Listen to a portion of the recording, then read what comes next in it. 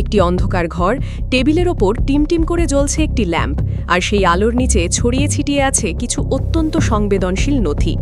এই কাগজগুলোর ওপর লেখা রয়েছে এমন কিছু তথ্য যা আগামী দিনে একটি পুরো দেশের রাজনীতির মানচিত্র বদলে দিতে পারে। পুলিশ সদর দপ্তর থেকে সরকারের শীর্ষ মহলে একটি অত্যন্ত গোপন প্রতিবেদন জমা দেওয়া হয়েছে। সেই ফাইলের প্রতিটি পাতায় লুকিয়ে আছে এক চরম অস্বস্তি আর আশঙ্কার গল্প। একটি নিষিদ্ধ হয়ে যাওয়া রাজনৈতিক দল, যাদের অস্তিত্ব এখন কেবলই কাগজের কলমে থাকার কথা ছিল, তারা নাকি পর্দার আড়ালে এক বিশাল প্রত্যাবর্তনের নকশা তৈরি করছে।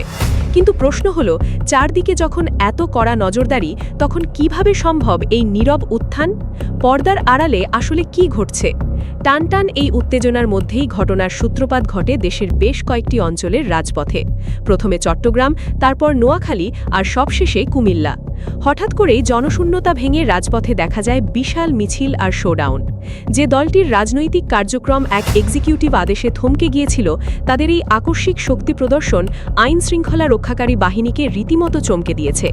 পুলিশ সদর দপ্তরের সেই গোপন প্রতিবেদনে পরিষ্কার ভাষায় সতর্ক করা হয়েছে যে এই শোডাউনগুলো কোনো বিচ্ছিন্ন ঘটনা নয়, বরং এর পেছনে রয়েছে এক সুদূর প্রসারী পরিকল্পনা।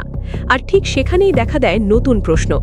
শেখ হাসিনার কারামুক্তি দিবসের পরপরই তারা দেশ জুড়ে এক বিশাল শোডাউনের প্রস্তুতি নিচ্ছে। যে দলটির শীর্ষ নেতারা হয় কারাগারে, না হয় আত্মগোপনে, তারা এত বড় জনসমাগম করার সাহস এবং রসদ কোত্থেকে পাচ্ছে? অনুসন্ধানের গভীরতা যত বাড়ছে, জটগুলো ততটাই জটিল হয়ে উঠছে। পুলিশ তাদের প্রতিবেদনে 4টি অত্যন্ত গুরুত্বপূর্ণ পর্যবেক্ষণ তুলে ধরেছে। সম্প্রতি দলটির কয়েকজন প্রয়াত প্রবীণ নেতা ইঞ্জিনিয়ার মোশাররফ হোসেন, তোফায়েল আহমেদ এবং AKM রহমতুল্লাহর জানা যায় যেভাবে মানুষের ঢল নেমেছিল তা সাধারণ কোনো জমায়েত ছিল না। গোয়েন্দারা একে দেখছেন দলটির প্রতি এক ধরনের সুপ্ত জনসমর্থনের বহিঃপ্রকাশ এবং সাংগঠনিকভাবে আবার উজ্জীবিত হওয়ার স্পষ্ট লক্ষণ হিসেবে। কিন্তু এখানেই শেষ নয়, আসল চমক লুকিয়ে আছে অন্য একটি তথ্যের মধ্যে। চলতি বছরের 1 জানুয়ারি থেকে 15 মের মধ্যে দলটির 129 জন পদধারী উচ্চ পর্যায়ের নেতা অত্যন্ত গোপনে দেশে ফিরে এসেছেন। তারা কোনো হইচই করেননি, রাজপথে স্লোগান দেননি, তারা সরাসরি আদালতের মুখোমুখি হয়ে স্বেচ্ছায় আত্মসমর্পণ করেছেন। আইনি প্রক্রিয়ার মধ্য দিয়ে তাদের অনেকেই ইতিমধ্যে জামিন পেয়ে গেছেন এবং গোপনে রাজনীতিতে সক্রিয় হতে শুরু করেছেন। পুরো নীরব বিপ্লবের সুতোটি কোত্থেকে নাড়ানো হচ্ছে তা জানতে হলে আমাদের তাকাতে হবে গত 19 মের দিকে। সেদিন ভারতের 3টি প্রভাবশালী সংবাদ মাধ্যমে একটি ইমেল সাক্ষাৎকার প্রকাশিত হয়, যা রাজনৈতিক অঙ্গনে তোলকার সৃষ্টি করে। নির্বাসনে থাকা দলটির শীর্ষ নেত্রী প্রথমবারের মতো প্রকাশ্যে ঘোষণা দেন তিনি দেশে ফিরে আইনি প্রক্রিয়ার মুখোমুখি হতে প্রস্তুত। কিন্তু যার বিরুদ্ধে সর্বোচ্চ আদালতের ফাঁসির দণ্ড ঝুলছে, তার এই আত্মবিশ্বাসের উৎস কি? যখন তাকে প্রশ্ন করা হয়েছিল এই ফেরার প্রস্তুতি কেমন, তখন তার উত্তর ছিল অত্যন্ত সংক্ষিপ্ত কিন্তু রহস্যময়: নীরব প্রস্তুতি। তিনি স্পষ্ট ইঙ্গিত দিয়েছিলেন যে তার এই অনুপস্থিতির অর্থ নীরবতা নয়। তিনি আন্তর্জাতিক এবং কূটনৈতিক পর্যায়ে এমন এক ক্ষেত্র তৈরি করছেন যাতে তিনি মাথা উঁচু করেই ফিরতে পারেন। ঘটনার মোড় ঘুরতে শুরু করে তখনই যখন এই নীরব প্রস্তুতির আন্তর্জাতিক ফ্রন্টলাইনটি দৃশ্যমান হতে শুরু করে। তদন্তে জানা যায় দলটির কয়েকজন সাবেক সংসদ সদস্য ও সিনিয়র নেতাকে নির্দিষ্ট কিছু দেশের দায়িত্ব ভাগ করে দেওয়া হয়েছে। এদের মধ্যে অন্যতম হলেন সাবেক এক সংসদ সদস্য হাবিবে মিল্লাত, যিনি গত 7 জুন আয়ারল্যান্ডের প্রধানমন্ত্রী মাইকেল মার্টিনের সঙ্গে একটি অত্যন্ত গুরুত্বপূর্ণ বৈঠকে মিলিত হন। আয়ারল্যান্ডের কর্ক সিটির কাউন্সিলে অনুষ্ঠিত এই বৈঠকে দেশের বর্তমান রাজনৈতিক ও আইনগত পরিস্থিতি নিয়ে গভীর উদ্বেগ প্রকাশ করা হয়। আন্তর্জাতিক মহলে লবিংয়ের মূল অস্ত্র হিসেবে ব্যবহার করা হচ্ছে একটি বিশেষ যুক্তি: দেশে নাকি রাজনৈতিক অধিকার সংকুচিত হয়েছে এবং ঢালাওভাবে মামলা দেওয়া হচ্ছে। হাবিবে মিল্লাত আয়ারল্যান্ডের প্রধানমন্ত্রীর কাছে দলটির ওপর থেকে সমস্ত নিষেধাজ্ঞা প্রত্যাহারের ব্যাপারে সরাসরি আন্তর্জাতিক সহযোগিতা এবং সমর্থন কামনা করেন।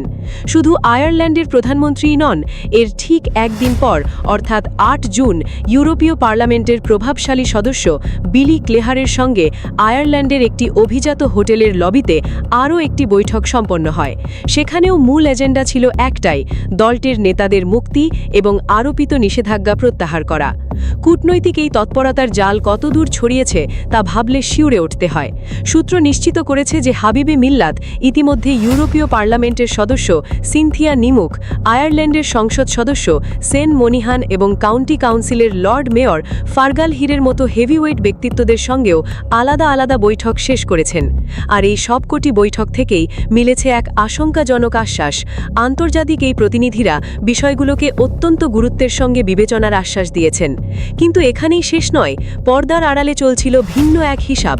এই জুন মাসেই America, Australia, England, Germany, France এবং কানাডার মতো শক্তিশালী পশ্চিমা দেশের সরকার ও বিভিন্ন আন্তর্জাতিক সংস্থার প্রধানদের সঙ্গে দলটির শীর্ষ নেতাদের আরও কিছু হাই প্রোফাইল বৈঠক নির্ধারিত রয়েছে। এই আন্তর্জাতিক লবিংয়ের খবর যখন দেশের নীতি নির্ধারকদের ডেস্কে পৌঁছায়, তখন স্বাভাবিকভাবেই উদ্বেগের পারদ আকাশচুম্বী হতে শুরু করে। কারণ দেশের ভেতরে যে রাজনৈতিক তৎপরতা চলছে তা হয়তো আইন শৃঙ্খলা বাহিনী দিয়ে নিয়ন্ত্রণ করা সম্ভব, কিন্তু আন্তর্জাতিক অঙ্গনের সমীকরণ সম্পূর্ণ ভিন্ন। বর্তমান অন্তর্বর্তী সরকারের আমল থেকেই একটি বৃহৎ রাজনৈতিক দলকে পুরোপুরি নিষিদ্ধ করার বিষয়টিকে কমনওয়েলথ কিংবা ইউরোপীয় ইউনিয়নের মতো সংস্থাগুলো খুব একটা ইতিবাচকভাবে নেয়নি। তারা শুরু থেকেই একটি অন্তর্ভুক্তিমূলক রাজনৈতিক পরিবেশের ওপর জোর দিয়ে আসছিল।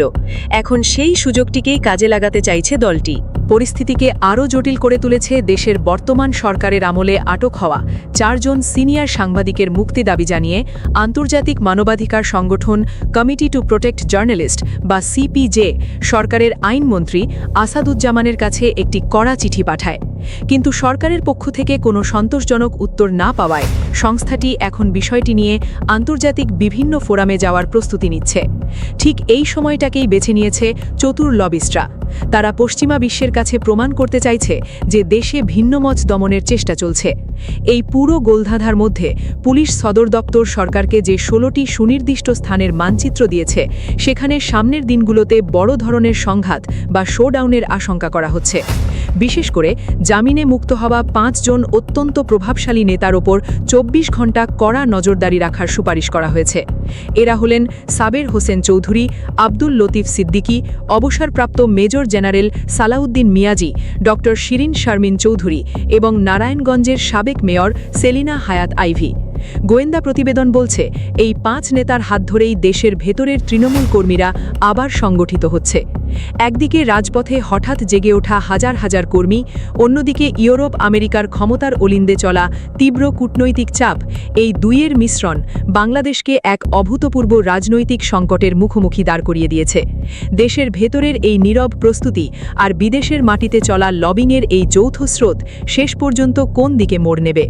সরকার কি পারবে এই আন্তর্জাতিক চাপ সামলে নিজের নিয়ন্ত্রণ ধরে রাখতে, নাকি পর্দার আড়ালের সেই গোপন নকশাই শেষ পর্যন্ত সফল হবে? এই সব প্রশ্নের উত্তর হয়তো লুকিয়ে আছে আগামী দিনগুলোর রাজপথে।